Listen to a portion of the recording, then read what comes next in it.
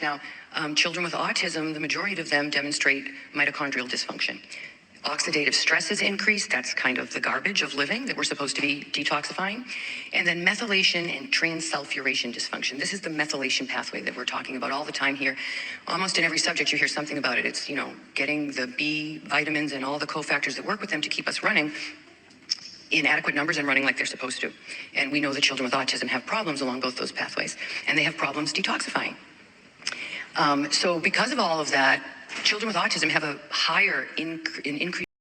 I'm going to work on compiling short clips of videos and put them all into one, because every single functional medicine practitioner agrees that there is mitochondrial dysfunction going on, there is oxidative stress, methylation issues, and immune system dysregulation and or detoxification issues in every child who is autistic and or neurodivergent.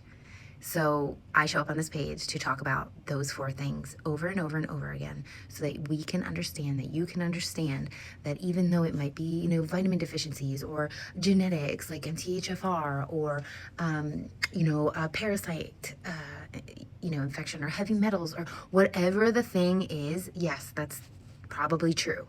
But underneath that, there's those 4 things. Mitochondrial dysfunction, so the cells don't have the energy to detox. The cells don't have the energy that they need to do to function, to fire and wire, to make the right neurotransmitters, right? There's oxidative stress. Cells cannot work when the cell is inflamed. We have to get the inflammation down so that it can absorb the nutrients.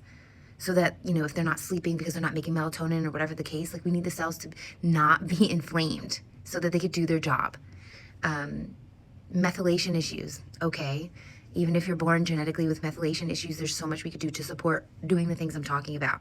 Detoxification issues, which, to me goes along with immune system and heavy metals, because when your immune system is working properly, it knows how to do all of these things, okay? When your body's making enough glutathione, which most of these kids are not, it knows how to do these things. So if we work on those things that I'm talking about, which I highly recommend these immune modulators, because they do all of those things. They allow the body to do all of those things so much better. So not supplementing with glutathione, not, doing a detox, but letting your body do it. I cannot recommend it enough. That doesn't mean you don't need anything else, but it does mean not to skip this part.